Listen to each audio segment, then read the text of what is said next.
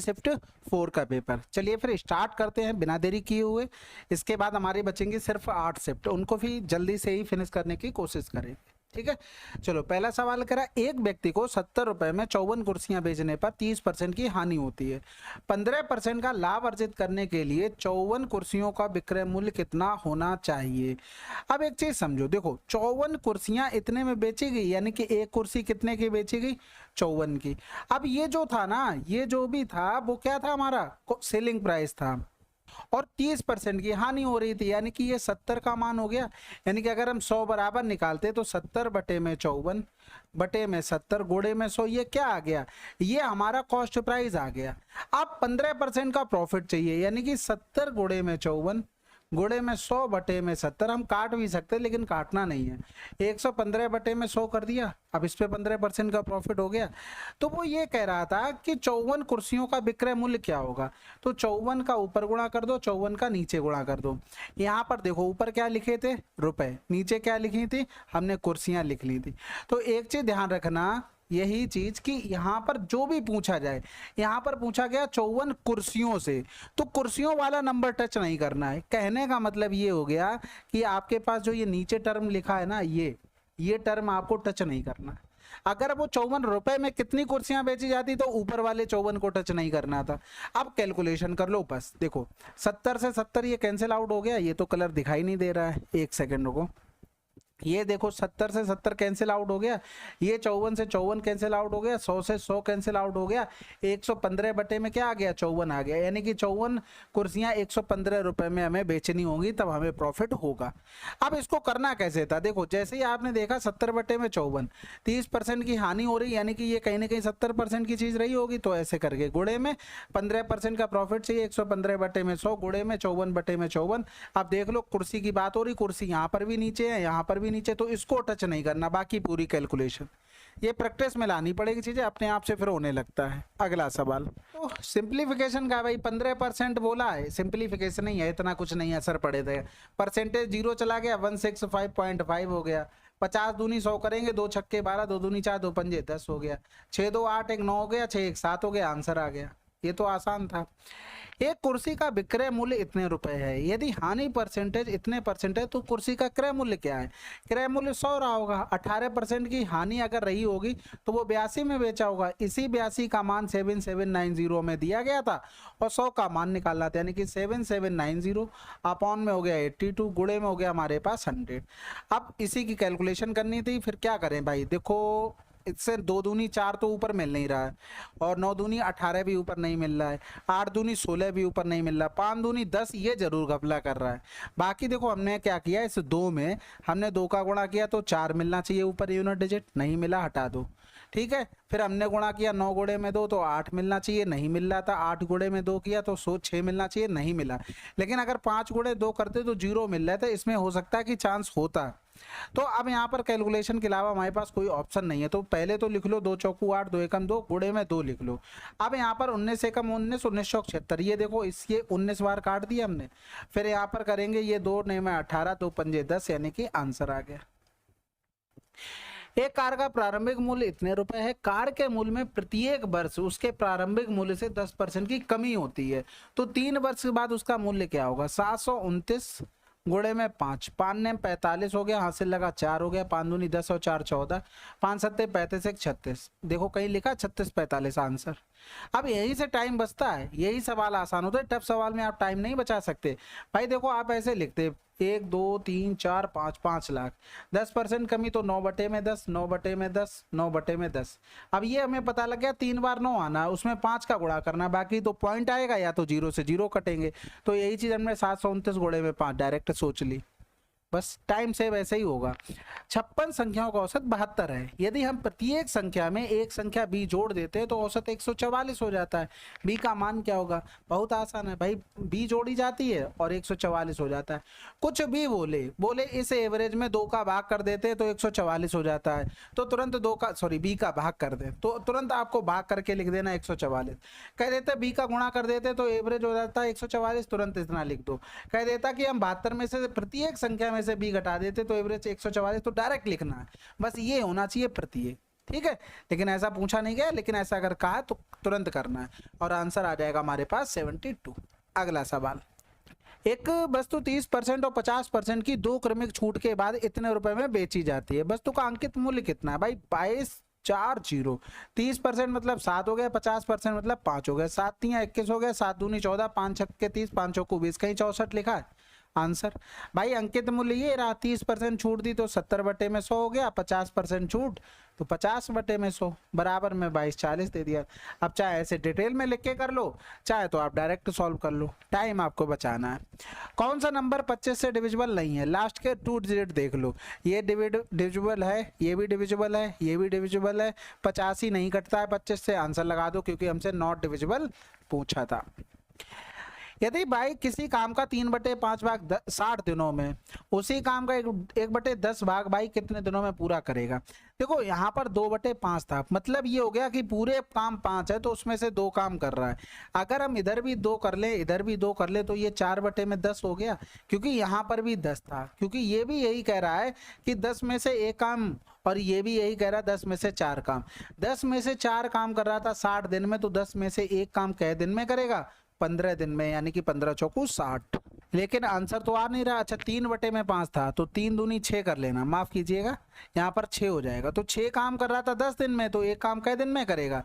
10 दिन में। ठीक है, अगला सवाल। अब इसमें क्या भाई, रेशियो हमें बताना था, तो रेशियो बनाने के लिए भाई हमको मेंटेन करनी पड़ेंगी चीजें, क्योंकि हमसे जी के पूछा है, दोनों अलग अलग है। दोनों में कॉमन क्या है? दोनों में कॉमन है जे, और दोनों में मान भी दोनों का 2 दे रखा है, बात खत्म हो गई। तो जी की जगह डायरेक्ट 5 रख दो, के की जगह डायरेक्ट 5 रख दो, रेशियो 1:1। अगला सवाल, 3 संख्याओं में से पहली संख्या और दूसरी संख्या का औसत दूसरी संख्या और तीसरी संख्या के औसत से 20 अधिक है, पहली और तीसरी संख्या के बीच अंतर क्या है? देखो 3 संख्या कोई भी मान लो ए बी सी, इनका अगर एवरेज लिखें और दूसरी और तीसरी का एवरेज लिखें तो ये कह रहा था से 20 अधिक है, के औसत से 20 अधिक है। तो यहाँ पर 2 एलसीएम, a प्लस का b माइनस का b माइनस का c अपॉन में 2 बराबर में क्या हो गया? 20 हो गया। ये कैंसिल आउट हो गया, a माइनस c बराबर क्या आ गया? 40। यही हमसे पूछा गया था। एक रेलगाड़ी अपने निर्धारित समय से 4 घंटे पहले चलना शुरू करती है और 960 किलोमीटर दूर स्थित अपने गंतव्य तक समय पर पहुंचने के लिए रेलगाड़ी की सामान्य चाल इतनी कम करनी पड़ती है। रेलगाड़ी की सामान्य चाल क्या है? देखो हमने आपको फार्मूला बताया था, डी बराबर में एस, ब्रैकेट में एस प्लस माइनस का एस डी अपॉन में एस डी इंटू में टाइम टी डी। टीडी का मतलब हो गया टाइम में डिफरेंस, एसडी का मतलब हो गया स्पीड में डिफरेंस, एस का मतलब हो गया ओरिजिनल स्पीड, डी का मतलब डिस्टेंस। अब यहाँ पर देखो 4 घंटे पहले, ये क्या है? टाइम में डिफरेंस है, यानी कि इसका मान ये हो गया। हमें सामान्य चाल निकालनी थी और इतनी स्पीड क्या हुई? कम करनी पड़ी। कम करे तो माइनस, अगर बढ़ा दे तो हमको प्लस का साइन लेना है, ये ध्यान रखना। डी का मान हमें 960 दे दिया था, तो इधर करेंगे ये तो 10 हो गया, फिर ये हो गया 9600 बराबर में यस माइनस का 40।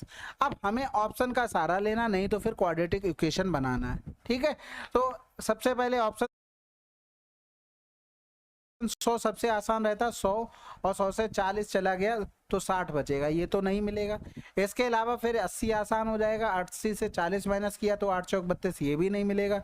फिर 120 और 120 से 40 चला गया 80, 12 8 96, सेटिस्फाइड हो गया, आंसर लगा दो।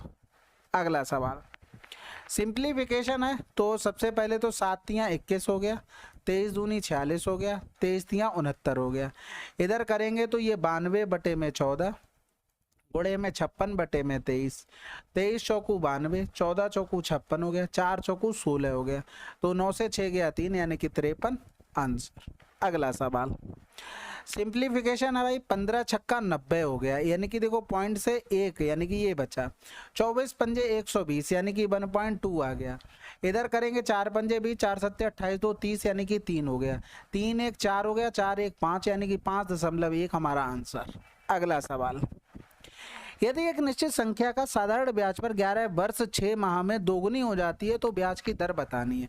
भाई देखो दोगुनी हो जाती है यानी कि राशि पर कितना ब्याज मिला, 1 का ब्याज मिला, यानी कि 1 प्रिंसिपल था और हमको समय दे दिया था 11 वर्ष 6 माह, यानी कि माह को भी वर्ष में बनाएंगे तो 12 का भाग 6 दूनी 12 हो गया, यानी कि 11 दूनी 22, 23 बटे में 2 वर्ष आ गया निकल कर। ठीक है, तो इंटू में 23 बटे में 2 वर्ष, रेट हमको निकालनी थी, बटे में 100 हो गया, बराबर में हमारे पास 1 हो गया, यानी कि ये उधर चला जाएगा, आर बराबर में 200 बटे में 23 हो गया।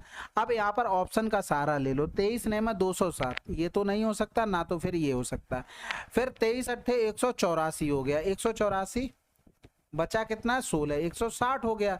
अब देखो 23 छक्का 138 होता है और 23 चौको 92 होता है और 23 सत्ते 161 जो कि 7 से बड़ा हो जाएगा, यानी कि 8.6 के समथिंग आंसर। ऑप्शन का सहारा लेना, अपना दिमाग कम से कम यूज करना, वो दिए ही इसलिए है। ठीक है, एक आयत की लंबाई में इतने % की वृद्धि कर दी जाए तो क्षेत्रफल को अपरिवर्तित रखने के लिए इसकी चौड़ाई कितने % घटाई जाने चाहिए। देखो 11.11% का मतलब होता है 1/9। ठीक है, 9 से 1 की कमी की गई तो कितना हो गया, वृद्धि की गई, तो 9 से 1 10 हो गया। ये लंबाई की बात थी, तो चौड़ाई हमें 10 से 9 करनी पड़ेगी, क्योंकि यहाँ से अगर हम देखेंगे तो एरिया 90, यहाँ पर भी एरिया 90, इसलिए हमने इस तरीके से लिखा। तो भैया यहाँ से चौड़ाई में कितनी कमी हुई, 1 की, किस में, 10 में, गुणे में 100, यानी कि आंसर आ गया 10%। अगला सवाल सिंप्लीफिकेशन का है भाई, 5 अट्ठे 40 हो गया, 8 दूनी 16 हो गया और 16 और 2 18, यानी कि 14 बचेगा। ठीक है, माइनस का होगा, 100 से 10 गया 90, 90 से 4 कम किया 86। If 60% of a quantity is 120, what is the quantity? देखो किसी भी क्वांटिटी का 60% 120 है, तो वो क्वांटिटी हमने मान ली 60, उसका 60% 120 बोला, बस खत्म। जैसे ही 6 दूनी 12 किया, कहीं 2 लिखा है ऑप्शन में, बस 2 के साथ दुनिया भर के 0 लिखे होंगे, आपको उससे मतलब ही नहीं है। हमें बताना था अनुपात सबसे छोटा, तो देखो सबसे पहले हम क्या करते हैं, इसका 8/9, 2/5, 7/11, एक तो डायरेक्ट डिवाइड कर दो आप। ठीक है, एक तरीका है इनका क्रॉस मल्टीप्लाई करो, 8 पन्ने 40, 9 दूनी 18, कौन सा छोटा आ रहा है, सेकंड नंबर वाला। अब सेकंड नंबर वाला छोटा आ रहा है तो इनमें देख लो, 11 दूनी 22, 7 पंजे 35, कौन सा छोटा आ रहा है, सेकंड नंबर, यानी कि सेकंड नंबर वाला सबसे छोटा होगा। अब इसके अलावा एक तरीका होता है कि भैया हम नीचे जो भी मान दिए गए हम सबको बराबर कर लें, यानी कि 9 5 11 का सभी में गुणा कर लेते, यानी कि इसमें 5 गुणे में 11 कर लिया, इसमें हमने 9 गुणे में 11 कर लिया और इसमें हमने 5 गुणे में 9 कर लिया। अब सबसे आसान हो जाएगा, जो सबसे बड़ा आएगा बड़ा, सबसे छोटा आएगा सबसे छोटा। देखो 8 गुणे में 5 गुणे में 11, 2 गुणे में 9 गुणे में 11, ऊपर गुणा कर रहे हैं, 7 गुणे में 5 गुणे में 9 हो गया। अब यहाँ पर देखो 8 पन्ना 40 गुणे में 11 हो रहा, 9 दूनी 18 गुणे में 11 हो रहा, 7 पंजे 35 गुणे में 9 हो रहा। अब एक चीज बताओ, सबसे पहले सबसे बड़ा तो यही आ गया भाई, इससे तो बड़ा यही है ना। अब इनमें 35 गुणे 9 हो रहा है, इनमें 18 गुणे 11 है, तो सबसे छोटा तो यही हो गया, ऑब्जर्वेशन से कर लो। ठीक है, बाकी डिवाइड करके भी डायरेक्ट कर सकते हो। चलो फिर 5 की शिफ्ट 4 ये हो गई हमारी। टोटल 20 क्वेश्चन थे। सिंप्लीफिकेशन के क्वेश्चन नहीं होते फिर भी पेपर मॉडरेट बना रहता है। जब सिंप्लीफिकेशन इतना ज़्यादा आ जाते 3-4 क्वेश्चन, तो पेपर ज़्यादा ही ईजी हो जाता है, क्योंकि उनमें ज़्यादा कोई दिक्कत नहीं होती। ठीक है, चलो